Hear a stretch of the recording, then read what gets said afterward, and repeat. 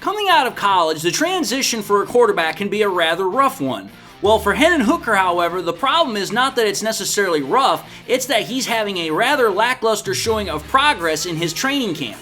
We're going to talk about it in this episode and why it is very troubling. What are we?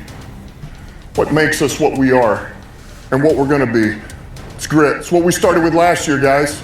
Doesn't matter if you have one ass cheek and 3 toes. I will beat your ass. Can definitely compete with the big dogs. 10-5 end zone touchdown Detroit Lions. You guys are unbelievable, man. I'm telling you. We are driven by Detroit. Hello, Detroit Lions fans, and welcome on back to yet another episode of MCM Motor City Mania. I'm your host, David T. Pike, and as always, we're diving on in. So here's the thing, folks. Obviously, training camp has already kind of started. We just wrapped up the last day of practice where we're not going to have pads. And then on Monday, after they take a day break on tomorrow for Sunday, the Lions are officially going to put on the pads and like the quote-unquote actual training camp is going to start here. But there's been a report that's constantly been kind of coming out every single day from observers, whether it's been Justin Rogers, whether it's been A to Z Sports, whether it's been the Detroit News, Detroit Free Press. I've constantly been hearing this observation, sometimes in more detail than others, sometimes a little bit more harsh, sometimes a little bit more sugar-coated.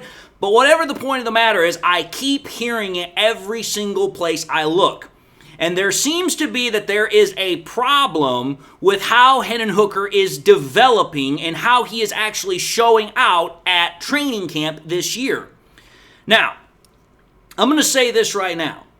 The rest of the Detroit Lions, it's like all systems are going. Everything looks like it is like right on full pace. Progression is good. Tempo is good. Energy is good. Everybody's doing what they need to be doing. Jameson Williams, obviously, he has been lighting it up in practice. He's showing that he is perhaps the most exciting player in camp and that he's the most likely breakout candidate this upcoming season. Jared Goff has looked laser surgical in practice, making precise throws at all levels. He's been expanding the deep ball option. And even Jake Bates has actually looked pretty good. He had a bit of a rough practice today, but for the most part, he has looked pretty good since coming into the Detroit Lions.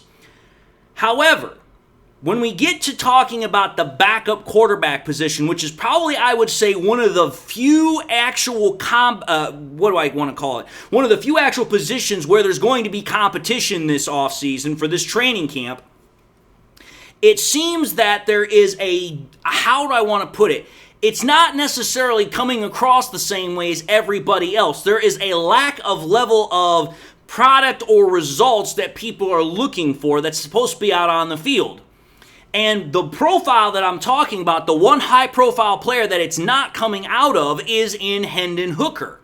And we're now going into 3 straight training camp practices where I have continually heard this stuff.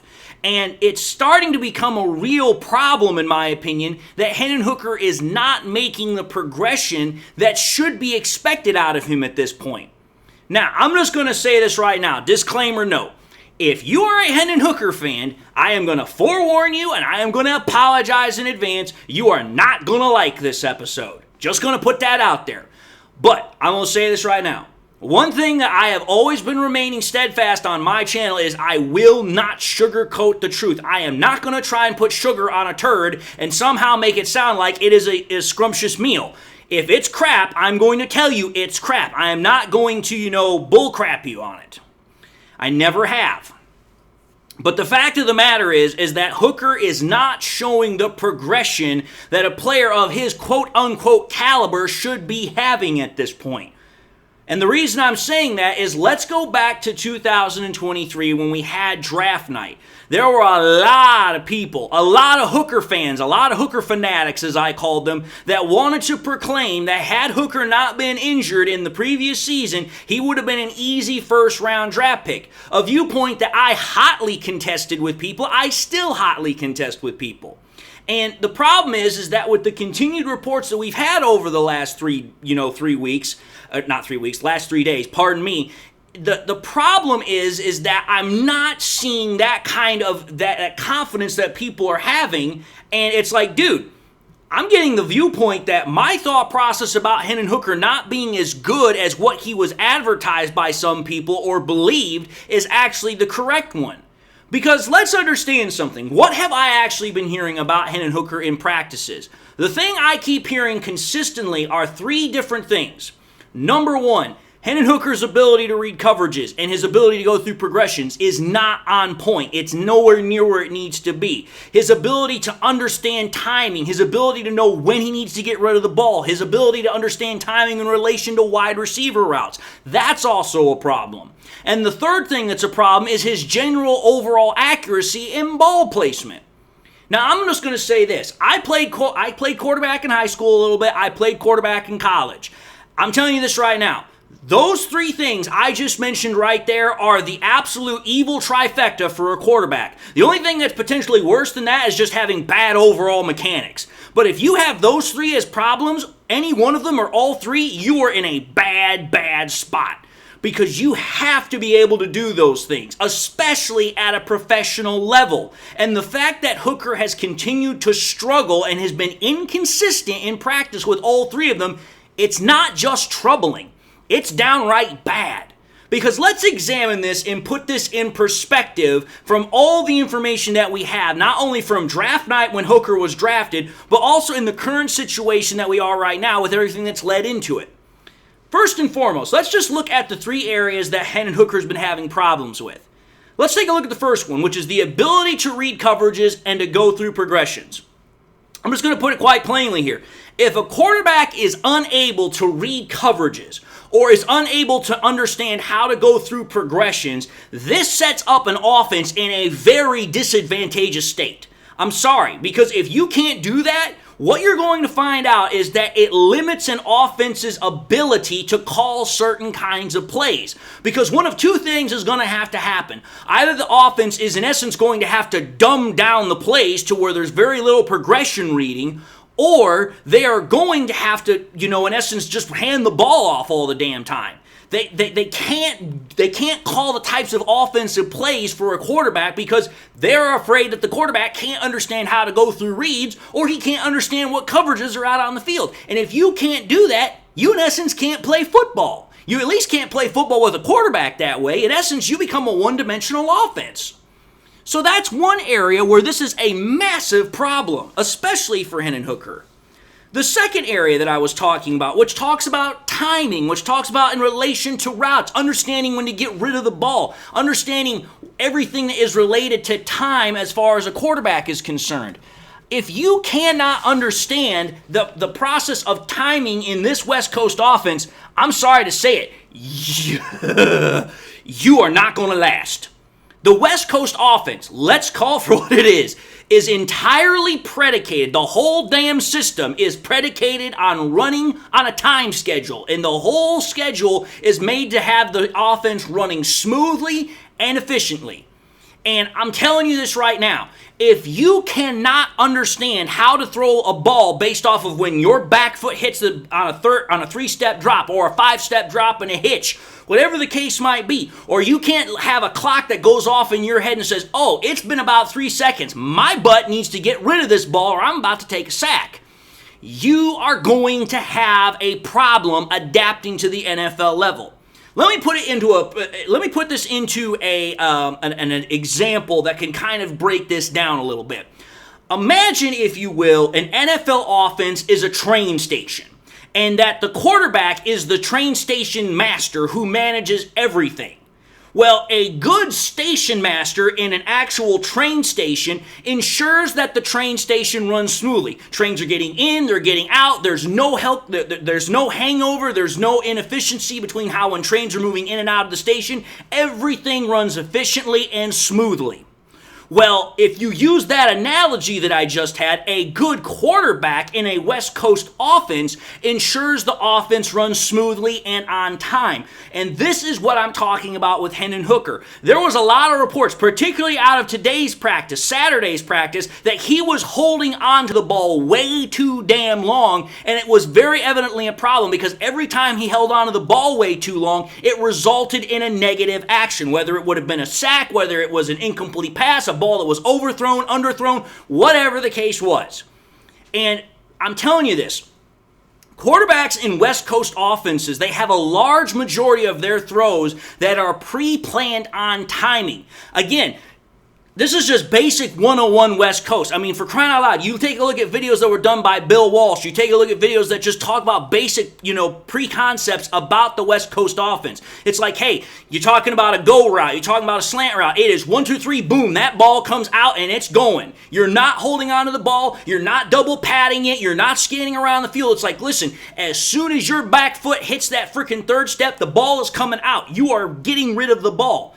And that is that kind of concept that is built into 3-step drops, 5-step drops, 7-step drops. These are all basic tenets of a West Coast offense that a quarterback absolutely, without any sort of deviation, must follow at the basic level. If you can't do that, then you're going to have a problem. And the timing that I'm talking about is, again, either based upon the quarterback drop, like I said, 3, 5, 7, whatever the case might be, or it's based upon the wide receiver route. Again, slant routes, hitch routes, whether it's a go pattern, whether it's a post pattern, whether it's a corner pattern, whether it's a crossing pattern. The timing is predicated on one of those two things, either when the quarterback gets to a certain step drop or when the wide receiver is doing a route. And sometimes it's based upon both, because the wide receiver is supposed to be getting open over a certain point of the field at the exact same time the quarterback is getting to a certain step drop. Like I said, 3-step, 5-step, 7-step, whatever the case might be. The whole point of the matter is that either way, if the timing is off, either from the quarterback or from the wide receiver, the whole West Coast offense, it goes to hell in a handbasket. Because like I said, the whole West Coast offense is predicated on timing. And like I said, there is a lot of issue with freaking Hendon Hooker's ability to understand when to let go of the ball, or just in general, how to let the ball go in relation to where a wide receiver is. That's why we keep hearing all these reports about Hendon Hooker airmailing passes, underthrowing passes. It's all based on timing. There's no doubt in my mind that Hendon Hooker has a strong arm, that he can't make every single throw. But if you can't make the throw in relation to the offense's, pre-designed concepts, that's when you start having the problems with accuracy, which then leads us into the third thing we're talking about, general accuracy and ball placement. Because I'm telling you this, when you can't get the timing down and you start having issues like we're talking about here, that leads into general accuracy problems, which again leads into problems with the functionality of a West Coast offense, because it's very easy for defenses to find out how an offense runs in the West Coast if you cannot seem to disguise stuff with your timing. The best way I can put this is, if a defense knows that the quarterback's timing is off, he's not reading the defense correctly, they can pick up on that in an instant. And what it's going to do is it's going to result in two things. It's either going to result in the quarterback throwing turnovers, or wide receivers are going to get hurt over ill-timed throws. And like I said, when you start having issues like that in relation to bad accuracy, whether the ball's underthrown, overthrown, whatever the case might be, you're again going to have issues with how you run an offense. Damn, any offense. Because if a quarterback can't throw an accurate pass, I'm sorry, you can't play quarterback. By the time you get to the NFL level, you should be able to accurately throw a pass. That is something that a professional should know how to do. It shouldn't even be remotely an issue. That's something like you deal with in middle school and high school level. If by the professional level you're still having accuracy problems, you might want to reconsider your career choices. And when we're hearing reports that Hendon Hooker's airmailing passes, he's underthrowing passes, he's holding on to the ball too long, it's very worrisome. And if that weren't bad enough, Hooker is also having issues with ball placement. Now, what ball placement is it's a further concept. It's a deeper, more in-depth kind of concept of passing accuracy in general. Because you have to know exactly where you're going to have to place a ball in relation to a wide receiver in terms of coverage. Now, let me give something good here for Hendon Hooker. There have been reports of him making some really beautiful, spectacular throws. And that's good. That's great to hear. That's what you want to hear. But the problem is the consistency factor. For every 1 or 2 good throws that he puts out there, there's 3 to 4 to 5 in a row that come after that are not good. That's not good. You can't have 2 good throws and then 5 following afterwards that are bad. You can't play quarterback that way. You can't run an offense that way. That's why I'm saying, for every good throw he has, there are several after that are not good. And if you start thinking about it, if a quarterback can't put a ball on the right spot where it needs to be, you're going to not only start having turnover issues, but like I said, you're going to get people hurt. Because you have to try and keep wide receivers safe while you're out there throwing the ball. Because I don't know how many times I've seen bad quarterbacks throwing passes over the middle, and wide receivers, they get freaking thwopped, and they are then knocked out with a concussion. They freaking get their freaking knee snapped, whatever the case might be.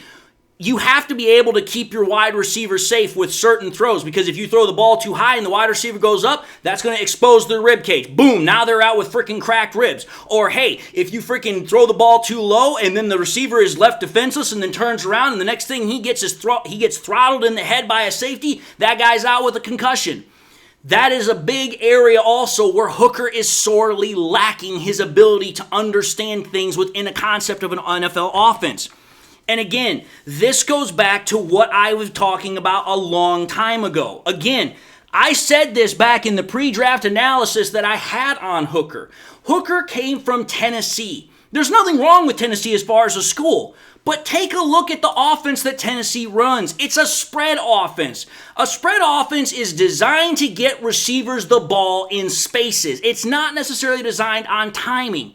The whole basic premise of a spread offense is to spread, hence the name of the word, to put the wide receivers out as far as possible to give them the maximum amount of room to run and find open space so the quarterback can throw the ball to said open space. There's virtually no reading that's involved. It's just like, hey, I see a guy open, I throw the ball. And that's exactly what Hendon Hooker did while he was at Tennessee. He wasn't reading defenses. He wasn't going through a timing of progression. It was just like, hey, I know the route concepts that my wide receivers are running. I'm just now looking to see who's going to be open and throw the ball to them. That's great in college. You can do that all day. But in the NFL, I'm sorry, the NFL is much more complex than that. You cannot just be like, oh, well, I'm just going to hold the ball and wait for somebody to get open. I'm sorry, you might have 2.5 seconds, 3 if you're lucky, but that ball has to come out by 3 seconds or else you're getting throttled by a 270 to 330 pound lineman or edge rusher. It's going to happen. And that is why the intricacies of route timing and all this other stuff that I'm talking about is sorely lacking from Hendon Hooker's game, and that's why he's having struggles right now. Now, I will say this.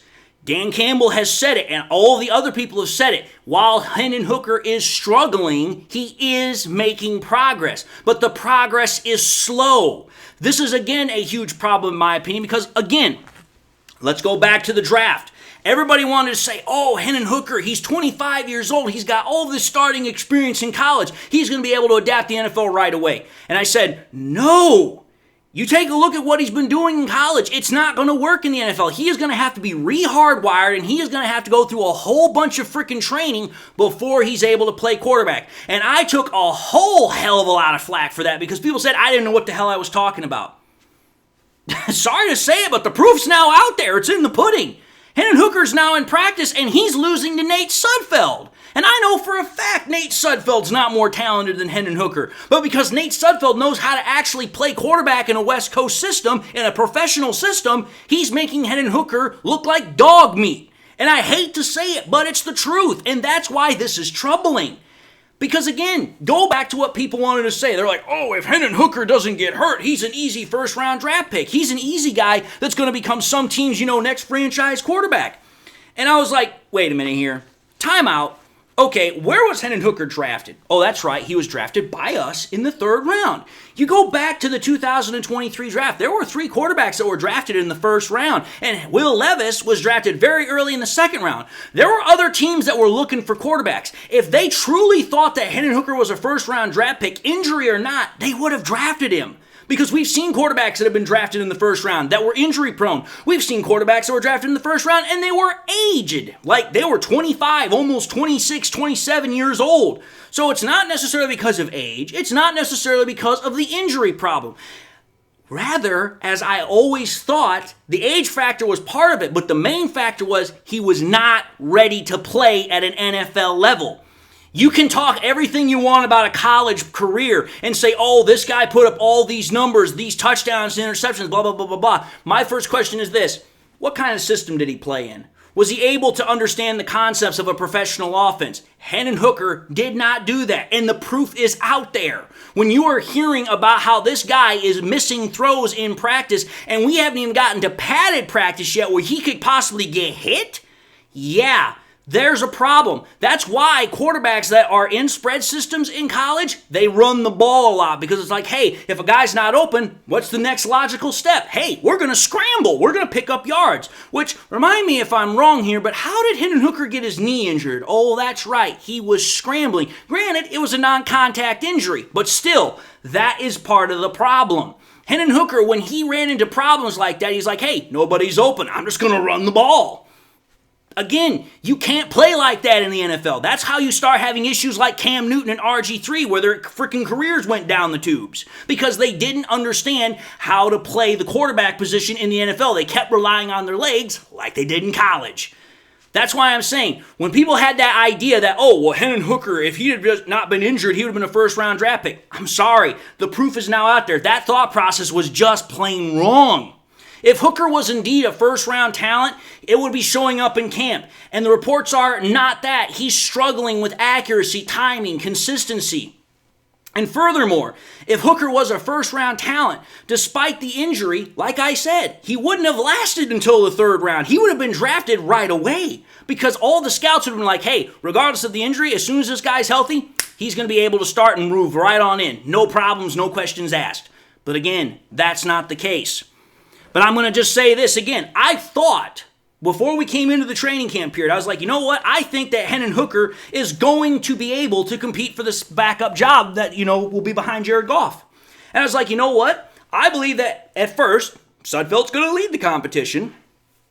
But then eventually, Hooker is going to show out, and he's going to quickly push Sudfeld out of the way, and he's going to take over.